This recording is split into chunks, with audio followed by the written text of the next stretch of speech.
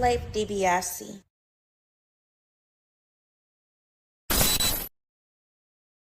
Hold on, let's get it together. Hold up.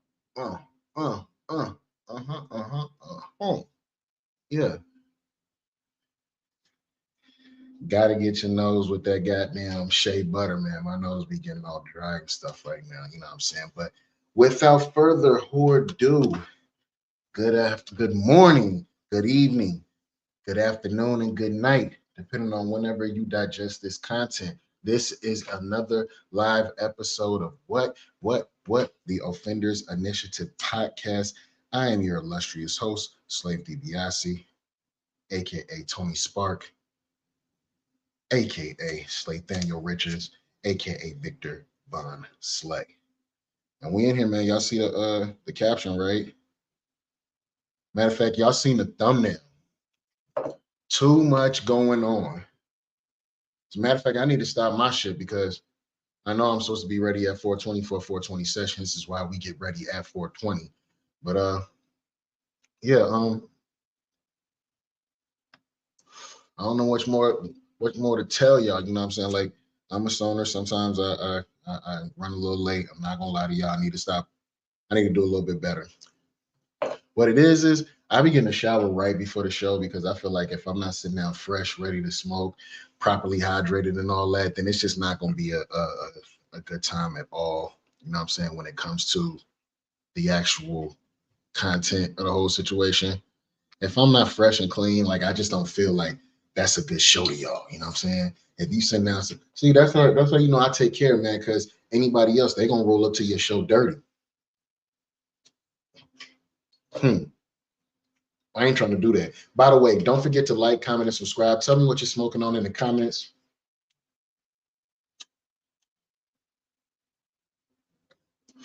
Strain of the day today is Sprinkles. Now I'm wondering, should I start doing education again for smoke? Should I start doing it again? Is there need for education with the smoke?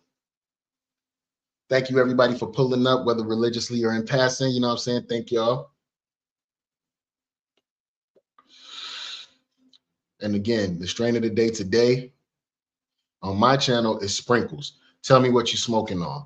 But as y'all can see from the thumbnail and from the title, today we're going to react to episode 3 of the Night of the Seven Kingdoms. There's also been reports of Sha'Carri Richardson and her latest arrest. Nasty word.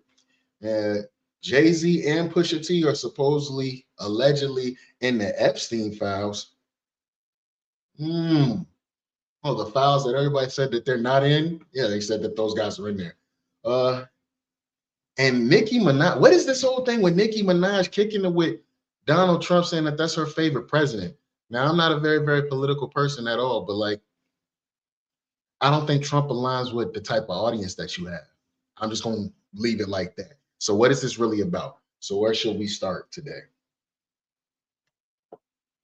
Where should we start today? I believe we could start with a Night of the Seven Kingdoms. We can definitely do that. Let's see.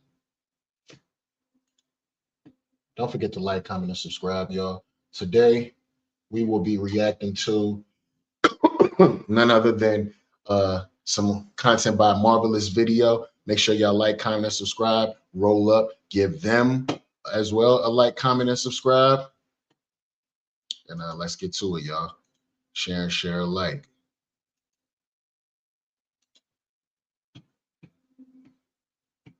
All right. Bam. I gave them a like. Let's get to it. If there were any doubts that this spin-off show was going to be a boring or not as exciting as House of the Dragon, this episode put those thoughts to bed. Night of the Seven Kingdoms. Okay.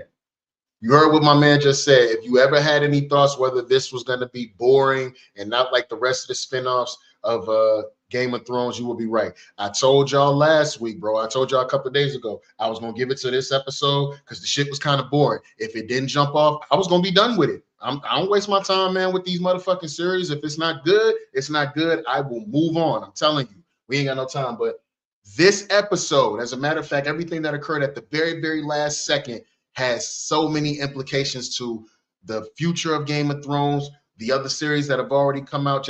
I like this episode. This episode was right here, y'all. Claimed to be as faithful to the source material as any HBO production of George R. R. Martin's Song of Ice and Fire universe could be, and they weren't lying. We had knights, we had joists, we had accurate armor, sets, and most importantly, we had dragons. But that's when you watch this show, you know, you're thinking knight shit is just regular shit, but jousting, have y'all like really sat down and looked at this show? If you're following it, jousting is dangerous, bro. Like, this is some shit you could not come back from. This ain't we got in a UFC fight and I'm gonna get up after I've been knocked out. No, like some folks don't come back from that, or they get severely injured, as we'll see the maddest night in the kingdom. It's not what we're here to talk about. We're here to talk about the ending of Season 1, Episode 3. So without further ado, let's get right to it. And spoiler warning, if you haven't seen it already, because we're about to dive into the deep end. Impudent little... Y'all know what it is with me, man. It's spoiler country, Jack. Don't get mad. If you ain't watched it, you better get HBO Max and get on like you've been, you know. Raj, what's happened to your hair? I cut it off, brother. I didn't want to look like you. Aeg's true identity revealed. Prince Aegon Targaryen. The biggest reveal with regards to this season's... How many people knew Aeg was Prince Aegon Targaryen, a.k.a. Aegon the Unlikely? He's a Targaryen. He's a part of the House of the Dragon. He's the fourth son of a fourth son. So he's a prince way down the line. Somebody who's unlikely to ever be king. Or shall he be king? Characters happened in the final few minutes of episode 3, when we finally realised who Aeg really is. I mean, those of us who'd read the novellas already knew, but that doesn't mean the impact of the reveal was lost on us. If anything, it was like watching Martin's words come to life. That's exactly what you want from a faithful adaptation, isn't it? From the very beginning, any man with a brain that wasn't as thick as a castle wall could have seen that Aeg wasn't using proper honorifics when addressing the royal family. He'd often call them by their first names without using titles like Prince and Sir. Sure, he was respectful enough of Dunk to constantly call him Sir, but that's because Aeg was posing as a common boy, and he's as clever as he is deft with it. There were so many unanswered questions. Anytime Dunk would speak to him, he would kind of like not answer the question type shit. You know, like even leaving that question that he asked him later in the episode, you know, Aeg, what do you know of your father? He was like, nah, I really don't know him like that. What kind of shit is like, you know what I'm saying? This ain't now times when people go no contact with their significant others. Like, you're a child. What you mean you don't know your father? That was a question that would have been killing me right then and there. A lie. I mean, Dunk should have realised that Aeg yelling kill him during the joust between Prince Arion and Sir Humphrey Harding was out of place for his sweet nature, and they should have definitely sensed something was off when he definitively stated that Arion meant to kill Humphrey's horse. But as Sir Arlen would always say, Dunk was a lunk and slow as an oryx. At around the halfway point of episode 3, we saw an exchange between him and Aeg where they discussed their fathers. Dunk told Aeg the truth, that his was likely a thief whom he saw hanged. The former bit of information comes directly from Martin. You can't make no shit up like that. You're gonna tell somebody my daddy was a whole thief, my daddy was a murderer. You don't just make up stuff like that. You know what I'm saying? Like, it's not really as gangster as lit as you think it is to tell somebody your daddy was a whole criminal. work, but the hanging bit is an incomplete thought. In the books, Dunk actually talks about heading north to see if he can find an abnormally large man serving the night's watch, but that will come later, we suppose. Before he shared his intimate detail about his life, he asked Egg where his father was, and if he knew him. Egg said no, knowing damn well that his father was actually at the tourney, though there is some truth to that statement. No child can ever know their father properly at his age, and even more so when that father is Prince Maekar Targaryen, the most closed-off member of his generation of princes. But we're getting off topic. That nigga's dad is a whole asshole, but when you meet him in the first 2 episodes or in the second episode, you can see why he's a little upset. He has 2 sons that are missing. 2 of his bloodline are missing. He doesn't know where they're at. He might be a little pissed off about that. I can see that. Now, the reason A Night of the Seven Kingdoms excited us wasn't just because we'd finally get to see Dunk. It was also because we knew that the big reveal about Egg's true identity would be a game changer, and it happened on the most explosive manner possible. After seeing Tanzil's puppet show about Serwyn of the Mirror Shield, a story that predates the arrival of the Targaryens in Westeros, Prince Aerion Brightflame declared that Tanzil had committed treason. We'll get to that bit, but for now, let's focus on what he decided to do about it. He had his household guards hold her down as he broke her fingers one by one for the... Vicious. Nah, run that back. Old girl is the little puppeteer at the town play, you know what I'm saying, the festival play where all of the list for the games are going on, and all she's doing is acting out a play about someone slaying a dragon. But because his sigil, his family is the House of Dragon, these crazy motherfuckers are so crazy that they think that they're actually descendants of actual dragons. It's like a slap in the face, almost disrespect to make a play about killing a dragon in front of the House of the Dragon. You kind of get what I'm saying? Fingers one by one for the crime of showing the death of a dragon by the hand of a man. And in that moment, Egg could only think of one person who could help him, Sir Duncan the Tall. He runs to Dunk, who is taking cider with Raymond Fossaway, the blabbermouth nephew of Stefan Fossaway. He could have stopped that entire situation before he went and got dunked. He got dunked. He now has gotten dunked into some shit that could mean life or death. Dunk should die for what he's about to do.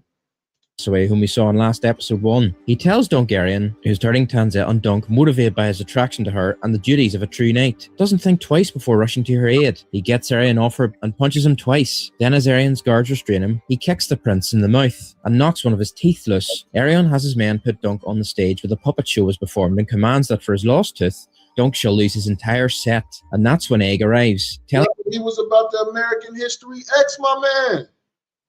He said, the prince told him, you knocked out my tooth.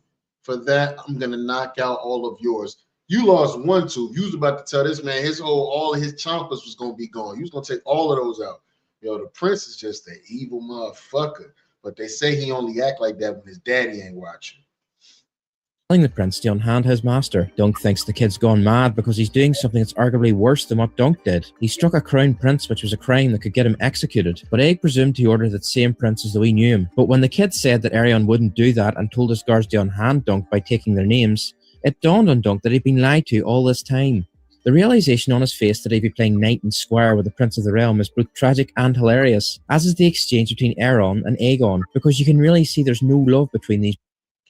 The royal family should be asking Dunk, you a whole motherfucking weirdo. You mean to tell me you don't know what one of us look like? You just walking around with some little boy? They're going to call him a weirdo. Amongst other things, when we get into this next episode. Brothers. Arion calls Egg a rat and asks him what he's done to his hair, and Egg says that he shaved it off because he didn't want to look like him. This is partly true because Egg hates him, but the real reason is different. You might have noticed that during Raymond's rant, I'm going to tell you something, right? And it's just purely something that I know from the book of this show. The reason why Egg hates his brother so much, and you'll watch it in this episode, the reason why Egg hates his brother so much is because his brother was attempting to SA him. Letter S, letter A, y'all put it together. I'm not going to say it since, you know, you can't say certain things on soft-ass YouTube. Kill shit, motherfucker. Anyways, yeah, so if I was him, I probably would not want my brother around either, seeing as though he's an incestuous freak. Mentioned that Makar's heir Daron was an inveterate drunk. Well, that's the guy we see in episode 1 at the inn, where Dunk and Egg meet for the first time. Daron shaved Egg's head to keep his identity secret because he didn't want to participate in the tourney, and Egg just used it as an excuse to insult the brother he wishes were dead. As for why this is the case, that will be revealed in the next episode, but we can give you guys a hint. If you know anything about Euron Greyjoy from the books, you'll know that not only is he a kinslayer, he also sexually assaulted 2 of his younger brothers in their youth. Well, let's just say that Aerion once threatened to... See, Marvelous one said it for me. I didn't even have to say it. That's wrong. That's so wrong. To do the same to Egg, and that's why he was screaming "kill him" during the joust. It wasn't motivation for the prince, it was motivation for Sir Humphrey, and now that Egg's true identity has been revealed, expect all the fun he's been having with Dunk to just go away. With Dunk, Egg was free to do whatever he wanted, to speak however he wanted, but a prince of the realm must act with dignity, and that switch-up is what we'll be seeing addressed in the next episode of The Night of the Seven Kingdoms. Now that we've spoken about all the ways in which the show hinted at Egg's identity in episode 3 itself, and addressed the reveal, let's now switch to talking about why Aerion got so mad at Tanzel's play in the first place. Why was Tanzel's puppet show treason? Political theatre is something... Okay, so I explained to y'all a little bit ago why her puppet show was considered treason. Like I said, you're killing a dragon in the house of the dragon, and they already a little off as it is. So you were just asking for trouble. That's what's going on there. Let's see if we can skip ahead a little bit.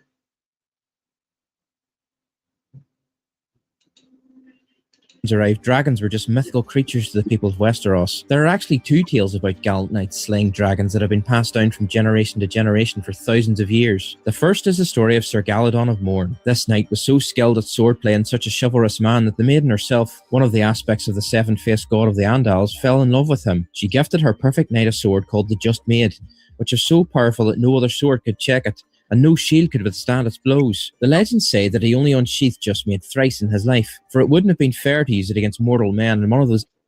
That sword powerful as hell. What's that? ...instances was to slay a dragon. The other story is about Serwyn of the Mirror Shield, a figure from the Age of Heroes, who said to have saved the princess from giants and slain a dragon as well, though his story involves no supernatural weapons. Only supernatural thinking. Serwyn had a shield that was polished so bright it shone like a mirror. He used this mirror shield to show the dragon Urax its own reflection, and when he found an opening, Serwyn drove his spear through the dragon's egg, killing it. It's this latter story that Tanzel and her troupe of mummers were enacting with their puppet shows. And if you're an original inhabitant of Westeros, you'll know that Serwyn of the Mirror Shield is quite an old folk hero. He's so old that later rendition of his story portray him as a member of the Kingsguard, which is consistent with the kind of conflation that often happens with tales like his over time. Yo, the writer, his name escapes me, but this whole little timeline leading up to a Song of Fire and Ice, which is basically a Game of Thrones, the original series or whatever. It's such a crazy timeline. They have so many different places they can go. I see HBO just capitalizing off of making more and more spinoffs to tie this whole entire timeline / universe together that you can just binge watch all the way through. Oh, that's okay. I see what HBO's doing.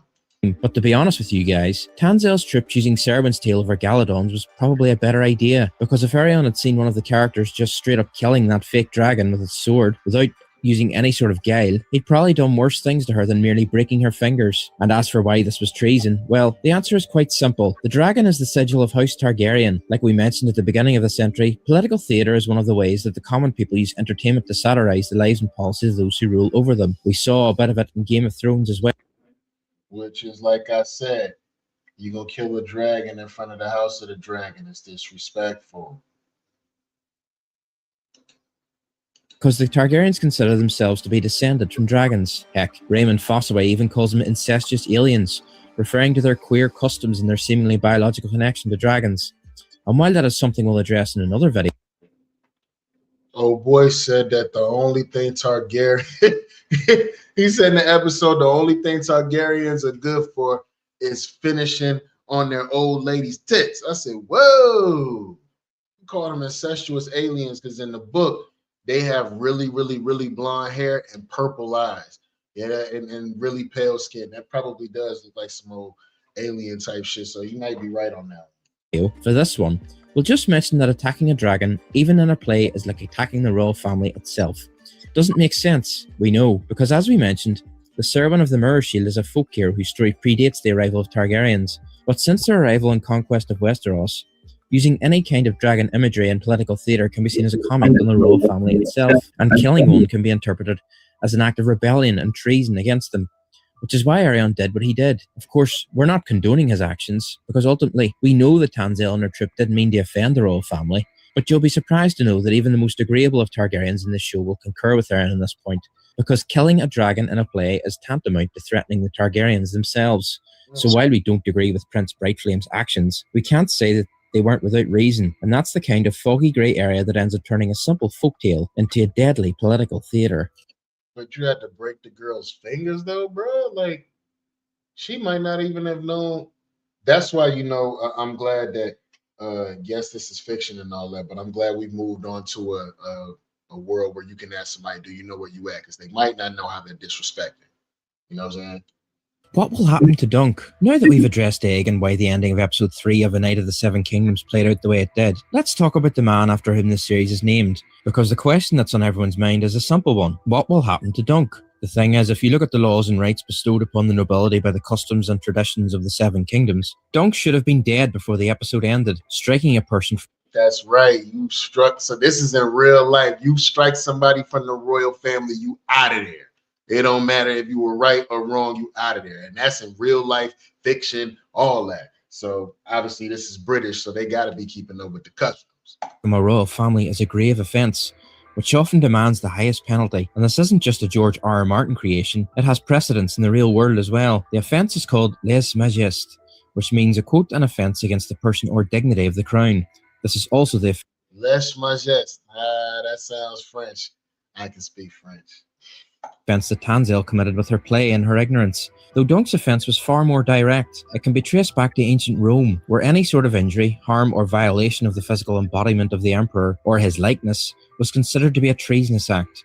Nowadays, you won't find anything remotely close to this draconic concept because freedom of speech is a fundamental right in most countries, but in a medieval setting like A Night of the Seven Kingdoms, you best believe lèse majesté is still actively practiced. It would have been one thing had Dunk simply restrained Prince Arion. He might have gotten off lightly for that, but he didn't. He struck him with both his fists, and he booted him with his foot as well. Cutting off his fists and his foot would be a light sentence in comparison to what the Roman emperors did to dissidents back in the day. And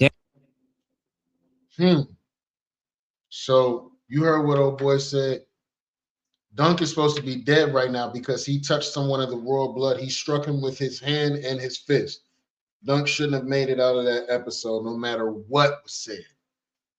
Death seems a likelier prospect at this point. Dunk was worried about losing the joust and all his worldly possessions when he should have been worried about losing his life. If Arion wasn't the second son of the fourth son of the reigning king, he'd likely to have been executed on the spot, but he won't be because Egg vouched for him and got him released, at least temporarily. Losing his limbs and therefore his life as a knight is still on the table for him because it's not like Dunk will be allowed to prance about the tourney as though nothing happened. He'll be kept in a cell for his crimes until proper judgment is passed, and if it takes the form of his hands and feet being removed from his body, then that's it.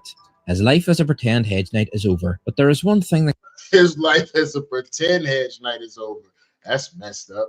I don't know, man. We still don't have the answer as to whether Sir Arlen actually knighted him before, you know what I'm saying, he actually bit the dust. We don't know.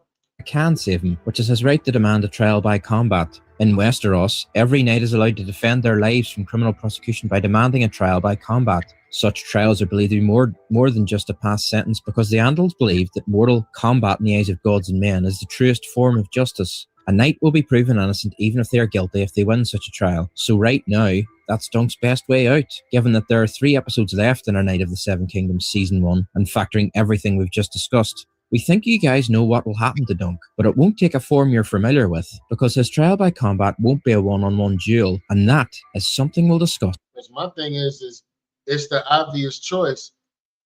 I want trial by combat. Give me the prince since he that mad. You know what I'm saying? Tell him come get it back in blood. I beat him. I clear my name. We all good. But I think the prince gonna sense that that's what he's gonna be on, and he gonna change the rules up a little bit and pull some bullshit on Dunk.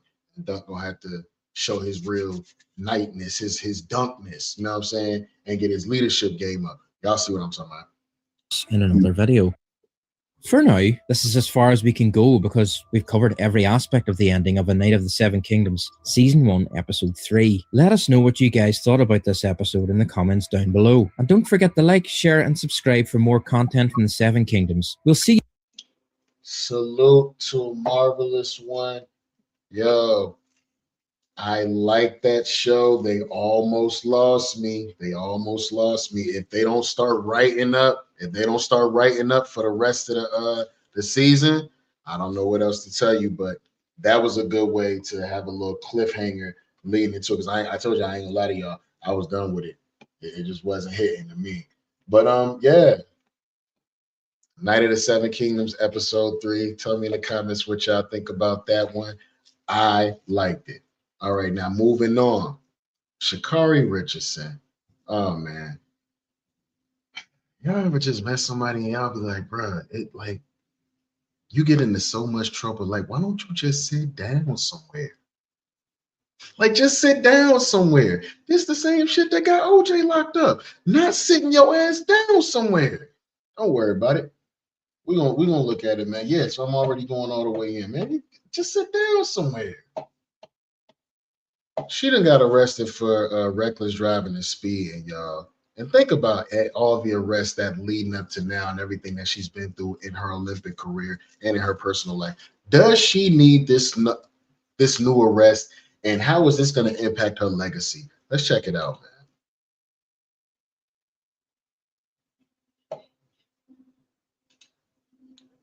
All right. This is by way of all Urban Central, y'all. Please give them a like, comment, and subscribe. Nothing you say is going to change that. You are going to jail. Hey, yo, guys, this one hurts. I'm not even gonna lie, because we are talking about one of the fastest women on earth. Olympic level talent brand deals lined up, fashion campaigns, Nike bags, and now police lights, handcuffs, and body cam footage. Just sit down. Sha'Carri Richardson has been arrested again, and the details are not looking good. Do not pass go. Do not. According to NBC News, Sha'Carri Richardson was arrested in Florida after police say she was driving over 100 miles per hour. Guys, not 75, not 80, not even 90. They're saying she triple digits. You going to jail. Hold on. Criminal speeding, officers initiating a stop. Triple digits, that is reckless driving, y'all. Like that, like you hit somebody, you're gonna kill them, bro. Like, no, bro. She just got arrested in the damn airport for putting hands on that young man and then trying to get him thrown under their butts. Just sit down somewhere. And you know what? See, God don't like ugly and ain't too fond of pretty. Y'all saw that half-ass apology that she did or didn't give to her boyfriend about how she was trying to throw him under the bus and all that. Now look at you. Carmen came back round. Carmen came back round right quick. Look. She's emotional, clearly distressed. Police decided that this isn't safe arrest made, and she's booked and later released by court order. And before all y'all start screaming, oh, they targeted her.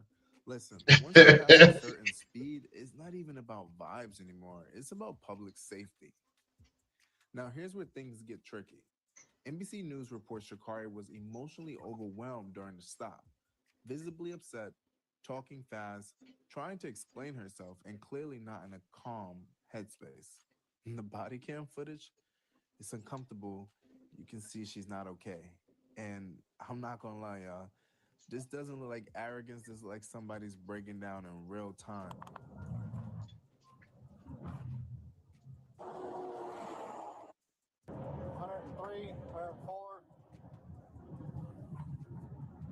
He clocking her at 104, y'all. Gonna be 429 northbound at Stony Brook for a tag. On a gray Aston Martin, no occupants. How do you tell somebody, nah, I wasn't going that fast? You're literally going 104 miles. Like that. Wow.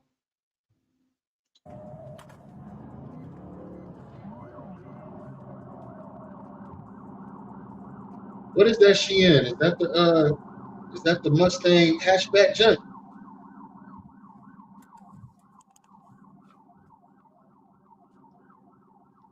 I was gonna say now she about to take him on a ride. I didn't think she was gonna pull over. I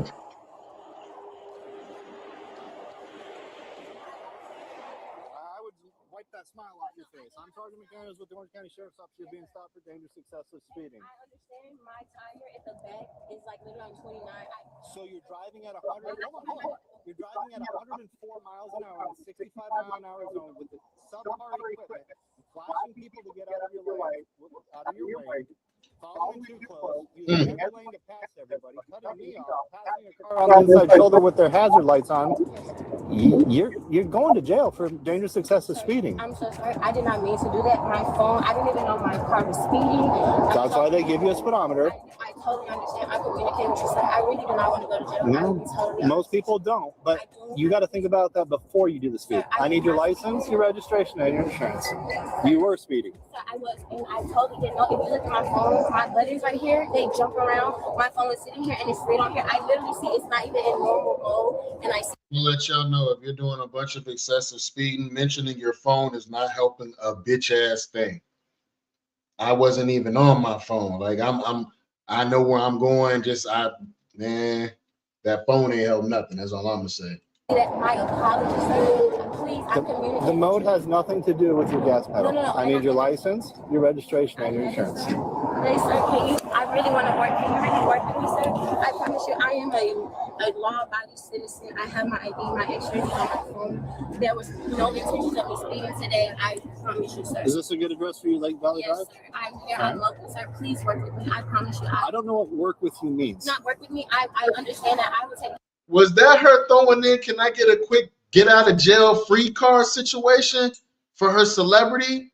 She's damn near saying like, you know who I am type shit. No, like I told you, you're going to jail. Please don't allow me to go. Please, sir. Please. Listen to me. Please, sir. I really. If nothing you say is going to change that. You are going to jail. Sir, am I going to jail, Jake? Yes. Sir, I really was not. She said, am I going to jail? Intentionally speeding. That's even more scary. That means that you're doing things unintentionally on a task that requires all your attention. Sir, please, I'm begging you. You are going to have a little bit of time to make some phone calls. You are going to jail. I am towing your car. Please, sir, don't take me to jail. Yeah. I'm begging you, head ass. Look at her, stupid ass. Stop speeding, man. We don't have the luxury of being able to mess up once, twice, 3 times a motherfucking lady. You got to choose one. You're going to be a fuck up or you're going to be a celebrity. You're going to be a famous. You're going to be an athlete. This is just stupid ass shit right here. Now look at you. You're having to beg this guy who's telling you, without a doubt, man, you're going to jail. You heard him. Everything. No. I would do everything. You have 2 options. Listen. Sir, please. Listen, you have 2 options. Please, sir. The first option is you can either ride with me in my car. The second option is you are going to go to jail in a cage car. No, Which do you prefer? I promise you, I don't want to go to jail. I'm right here. I have a team here. I have a coach, everything, sir. I was not intentionally doing anything, and I am. You're not listening. You're repeating yourself and not listening. Nothing you say is going to change. So I want to. So make some phone calls, let people know that you're going to have a $500 bond. Now, if you've been paying attention, this is not the first time. How y'all feel about that one? Do y'all hear all that begging and pleading, all that Justina she had going on over there? And I told you she hit the can you work with me? Can you work? What you mean, can you work with me?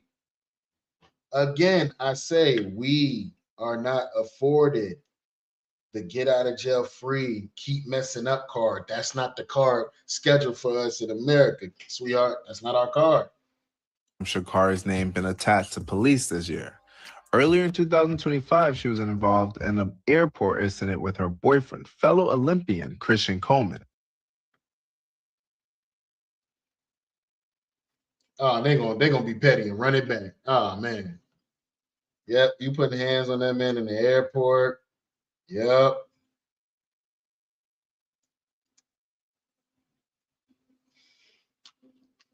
He didn't hit you, you hitting him. What we know is there was an airport disturbance, police respond, arrest involved, viral body cam footage, and media frenzy. So when people say this came out of nowhere, nah, this has been building. Two elite athletes, high pressure, public life, cameras everywhere.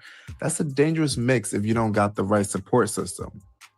And listen, this is the part that really makes you shake your head. Just days before this arrest, Sha'Carri Richardson was announced as one of the faces for Kim Kardashian's Skims campaign partner with Nike. This is what I'm saying. You have opportunities like this and you fuck it up with your emotions, getting caught fighting on camera in the fucking airport. You caught recklessly driving, speeding. Like, that's stupid. That's really, really stupid. Where's her team to keep her out of bullshit, man? That's not small money. That's legacy branding. From Olympic glory to fashion icon to jail booking in the same news cycle. That's how fast things can flip. And let's be real honest, guys. The margin for error is different when you're a black woman in sports. No grace, no rough patch, and no mental health break. They want you perfect, quiet, marketable, and the moment you crack, they say you lost it. Bro, at this point, Sha'Carri ain't just running races. She's running against expectations, judgment, and a system that chews people up. I mean, she probably also running out of get out of jail free cards, but yeah, she did pay the $500. She never had one. She still got arrested. She never had a get out of jail free card. $. But she also got that Nike scams money, so she good. This ain't about canceling Sha'Carri Richardson. This is about recognizing when somebody needs help, not headlines. She's still young. She's still elite. And she's still one of the fastest women alive. A young black woman. But how many times is she going to be allowed to mess up before somebody just, all her opportunities are swept from under her? We got to wake up, man. Somebody that's around that sister, I hope they get around her and really, really get her together, bro, because you don't know, a lot of people would like to be in your position, and we don't want to see you fail. We don't want to see that. So salute to Sha'Carri Richardson, but stay out of motherfucking trouble, please. Nonetheless. But if this spiral doesn't get checked, the next headline might not be about speeding. So prayers up, because talent alone won't save you from pressure, Sha'Carri. And begging, it ain't it. Sir, please. Listen to me. Please, sir. I really. It's nothing you say is going to change that. You are going to jail. Sir, am I going to jail, Jake? Yes. Sir, am I going to jail? Nah, you going to jail. Come on, man. There's no such thing as a get out of jail free card for us. Always remember that. Always remember that, y'all. Okay. Have y'all heard about the Epstein files, man? Hip hop. Where y'all at on this one? Jay-Z and Pusha T allegedly in the Epstein files. Is this not nasty work, allegedly? I don't know, man. Like, I'm not liking the way that any of that sounds. It's just not cool. There's so many other places, so many other people that have done worse things, but because these are our heroes, these are the people that get plastered all over it.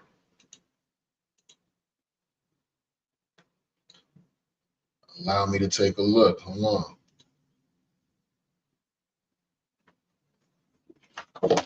Oh, this is by way of diverse mentality and their podcast. Yo, man, like this guy's work. Hold on, y'all.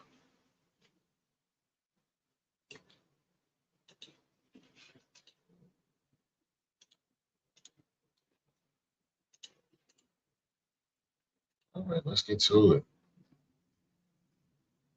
We are well aware of. And I was shocked to see this on social media. I had to make sure it was real 100% because I'm the type of person that doesn't just report on things without doing proper research. And this is 100% real in terms of it's officially from the government's website. And that is Jay-Z and Pusha T's name are involved in the Epstein files.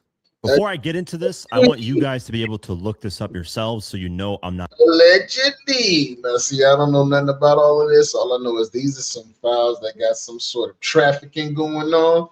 You know what I'm saying? Nasty work.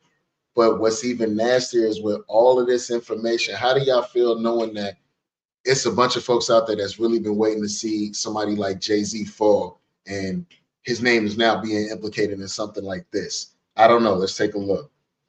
Lying. You go on the website justice.gov/Epstein, and then there is a search bar, and you can search up Sean Carter, which is Jay-Z's real name, and it's the first document that pops up. And this is the documents that I'm going to read to you guys that pop up. So just so you guys know that this is 100% real from the government's website, from the Epstein files. There's nothing that's been, altered or, reported fake on social media. This is 100% real. So let's go over both of these documents. The documents are heavily redacted, meaning a lot of things are blurred out to protect really the victims' names and some information that they don't want the public to know. Redacted mean it's going to be a lot of them talking about blank, talk to blank, blank. You're going to have to kind of keep up. I'm guessing that's why that's going to go. Places, locations, stuff like that, for the most part, is redacted. So let's go over the top of the document. It says Epstein, Jeffrey, child blank trafficking. You guys know what I'm talking about. The date/time. Whoa. Child blank trafficking. Oh, this is nasty. It's almost as if, some of y'all hometown heroes just going down. It's not right. This was on July 10th, 2019 at 8:20 in the morning. The details is this. On July 10th, 2019 at 8:20 Eastern Time, a bunch of redacted stuff called the FBI National Threat Operations Center, NTOC, to identify herself as a victim of abuse by Jeffrey Epstein and others. Whoa. Blank provided the following information. In approximately 1994, a bunch of redacted information revealed herself blank as a past victim of sex abuse by Epstein. Whoa, this is dark. This is really dark. Whoa. Just even explaining all of this, y'all could have kept that. Y'all could have kept that back in the genie bottle. What's wrong with the world? Blank described the abuse occurred during parties. Blank. Blank further identified blank as a friend of blank. So we're assuming probably people that are of high power that decided to, or maybe people that are trying to make connections with that, people don't know and don't want, them to know. In approximately 1996, blank resided with blank in blank. An unknown man abducted blank from her home, whence she later awoke in presence of Harvey Weinstein and Sean Carter. And then it shows in quotations Jay-Z. While Weinstein had inserted his fingers into, you guys can use your imagination on that, blank believed she was in Epstein's mansion in Florida. So just from this, we're getting that what she alleges is that Jay-Z was there with Harvey Weinstein, that she saw both of them together. I don't know if she said she assumed that she was in Epstein's mansion in Florida. Continuing on, blank estimated she was abducted on 7 occasions, awaking each time in an opulent indoor setting. Blank suffered from abuse on multiple of those occasions in which Epstein participated. Blank recalled Leon Black and William Barr. Whoa, whoa, whoa. This is just getting darker and darker and darker by the moment. What they doing out there with the world, man? It is too many other things that you can do besides abducting people and making them do things against their will. You guys are sick, man. I hope all of y'all burn in hell. Yes, I do. Current United States Attorney General being present during some of the accusations of abuse. In approximately 2006, blank recalled being abused by Epstein. And then the page continues, says, on each occasion, blank believed she was drugged, clouding her memory. Blank attributed the drugging as frequently performed by persons assigned as handlers. This is where another rapper who right now is signed to Rock Nation. That's the crazy part. Him and his brother, Malice Clips, which is Pusha T, are both signed to Rock Nation, and they just dropped their album through Rock Nation. Blank attributed the drugging as frequently performed by persons assigned as handlers, which she described as persons who established friendships with the victims. Among her handlers, Blank identified the artist Pusha T. Oh no! Not they said my man. Not they said my man Pusha T out there as a handler. He sets up relationships for the person to be taken. Like Liam Neeson, you set up the whole deal for a motherfucker to be taken. Oh, nasty. Allegedly. We hate it. Mind you, this was in 2006 when she's talking about this. Then in approximately 2007, Blank attended a party, Blank, following invitation from an unknown man who approached her as she walked down the street. Weinstein and Pusha T also attended the party and her before engaging in abuse. Oh no. They Cosby her, and then oh no, it's wrong. All of this is wrong. All of this is wrong. They could have kept them Epstein files locked away, but you want to know something? You already know what it is with that. Eventually, it would have to come out. This generation is just infatuated with telling somebody what the fuck they want. They know. And if you shit that shit, nobody know, but they in the rest just they writing it down, and oh man. Blank claimed to have additional information of other persons involved in the enterprise and information related to racketeering conducted in support of the trafficking. Blank further believed she was under surveillance and stalked at the direction of the people involved in the abuse. Blank confirmed she was not diagnosed with any mental illness. Blank refused to provide her physical address, advising that she maintained no permanent address. Rather, she moved between staying at different hotels. And that's what the documents say. Now, I know everybody's going to have their own, take on this. For me personally, I believe from 1994 to 1996, she might have been a minor around that time. That's what I'm getting. And then when she got to 2006, 2007, she was just a minor that grew into an adult, and they just kept, doing things to that person. Now, this is an accusation at the end of the day. Let's keep that in mind. An accusation isn't solid, proof or evidence. You could say this is an accusation. This isn't solid proof or anything like that. But you already know the court of public opinion has already took off and ran to the end zone with this. This is about to be nasty. And this is no similar than let's say you at a job or something like that, and you got somebody that might be in trouble for, let's say they think somebody up there trapping at the job, right? They do a whole investigation. Shit come out to not be true, you know what I'm saying?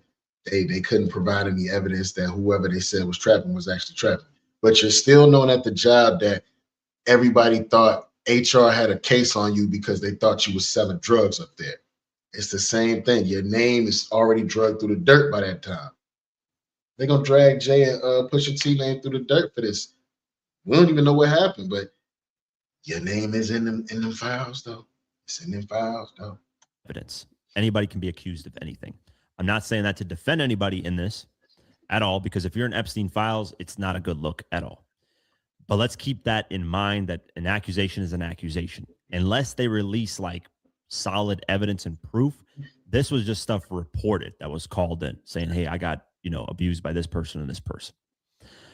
Do with that information what you will. I know Jay-Z has been dragged a lot by social media as being involved with a lot of crazy things. Although there hasn't been any solid proof or evidence, he was very close to Diddy. Diddy has done a lot of things. And he did say that he didn't know P. Diddy like that. And there's like several pictures of them over the years together. Just all of it looks a little funny to me. You don't know him, but all right. There's been actually some solid evidence when it comes to Diddy.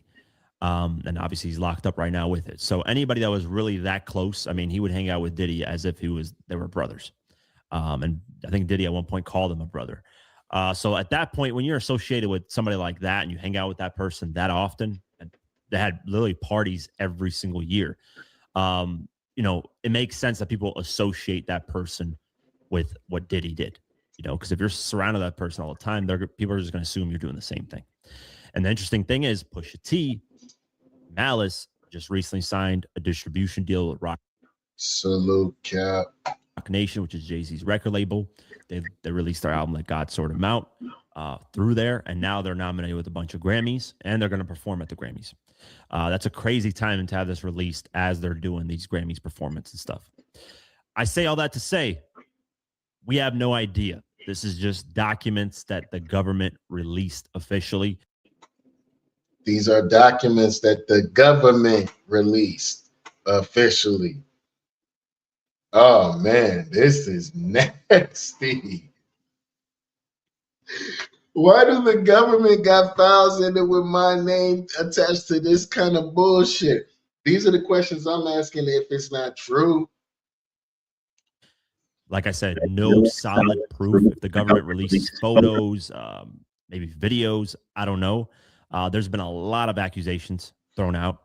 Some things with solid evidence with like emails that are tied to real email addresses with timing and all this stuff. Some of those look a little bit more official versus this, which is, I believe, somebody calling in and reporting that they've been, from on July 10th, 2019. So this is years. So she reported an event happening in 1994, 1996, 2006, and 2007. So this is 4 separate times where the first one in 1994, it was just Epstein that she's talking about. In 1996, this is where she mentions the most people. She says Harvey Weinstein, as well as Jay-Z. And then she mentions Leon Black and William Barr. Hold on. Jay-Z wasn't even Jay-Z at that time for real. Okay, maybe, I don't know. All right. Which is the current United States Attorney General, which is crazy. You got United States' Attorney Generals being named in these things, which is like, yeah, Jay. Yeah, these files are like, if none of this stuff was redacted. Nasty word, brother. It's nasty word. It's nasty word. Like, I just don't know. It's insane. And then obviously in 2006, she mentions Epstein as well as the handler, which is Pusha T. That's where he gets involved. And in 2006, Pusha T was a pretty big artist at that time. I mean, Clips was doing their run with Pharrell again. I believe they released Mr. Me Too, which is a huge record, and they were just having their run as well. And then in 2007, she also mentions Weinstein and Pusha T again. But yeah, that's that. Not the big 3 in trouble. Jay, Diddy, and Kells. They already got Kells. He not getting out to 2045. My man gave a little glimmer of hope that maybe he was coming home early. He's not. I'm gonna let y'all know right now. They are keeping R. Kelly black ass locked up. It's over with. That's the files. They are real as I can get. I mean, you can look this up unless the DOJ decides to just remove these files, which they have kind of redacted some stuff and taken it out and put it back in. And, so it's all over the place. But if you go to justice.gov/Epstein, you search in Sean Carter, these documents pop up. So it is real as day. Let me know what you guys think. I know some artists are going to have a field day with this. Yo, man, how y'all feel about that one? How y'all feel about that? I don't know, man. Like, those are some bad accusations to have on your name. That's some bad accusation to have on your jacket at all. Like, there's just it's a couple of things that you just don't never want to be known for. You know what I'm saying? It's one of those. They're always trying to get Jay with something. I'm telling you. And now Pusha T's been implicated. That's just not, oh man. Yo, Pusha, I know you got bars and all that. You might want to stay away from the battle scene now. That whole Epstein angle, somebody had killed. Yo, Drake, if you wanted to get at him, do that right now. Do it right now. Especially if you ain't in them files. You in them files? I don't know.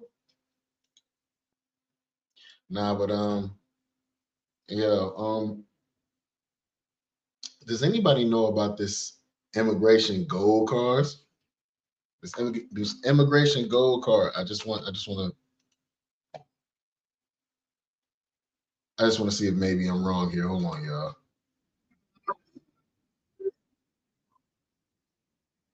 Hold on.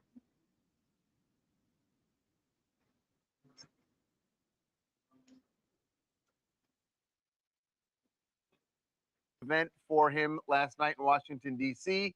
She showed up with her checkbook. if she actually has that anymore. I don't know if anyone, you have a check. I do have a check. I've actually seen you write a check in here. It's I have a weird. It's very weird to see that. It's off-putting.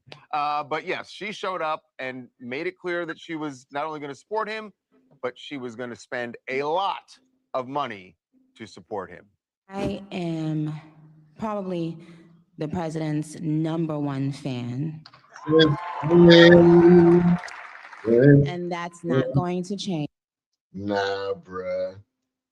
Something's going on. Y'all can't. Something's going on. Did she get cloned? I don't know. I don't know, bruh. Change. And the hate or what people have to say, it does not affect me at all. It actually motivates me to support him more.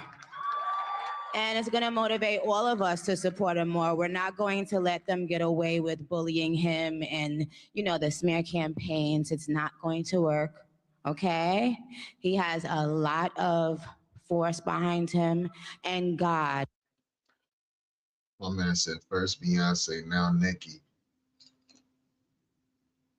What's she hiding? Yeah. What's she hiding? What's she hiding? What are they hiding, bruh? I don't know. This is what she trying. Yeah, what she trying to get? This is getting weird, bruh. It's like it's out of nowhere too. Is protecting him. So keep talking, and she's going to keep spending. The number that was thrown out last night was somewhere between $150,000 to $300,000. So the question she plans for to what? For what? To drop into Trump accounts. But what are the Trump accounts? For the 2028 election. For his, yeah, what are the Trump accounts? So this event was for the Trump accounts. Nah, what is she trying to get, bruh? She gonna put how much money in there? Oh, no. I need to hear that again. Y'all ain't just say that. It is. Yeah. And, you know, at a point, you can say, I fundamentally disagree with her or agree with her, but I kind of like the fact that people are just kind of declaring now. Because one of the things that has really struck me over the last month is fear. That people are afraid to speak because of repercussions. Yeah. And, you know, and I will say that Donald Trump has made that clear. He goes after people he doesn't like and people who are his enemies. Sure. And people are afraid to talk. So whether it's on his side or against him, I just feel like this country is being motivated by fear. Legislators are fearful. People are fearful. I mean, there are people who witnessed the killing of Alex Preddy on Saturday who are afraid to come forward. To say it. Right. And it's like, oh, this is a sad one. This is a sad one right here.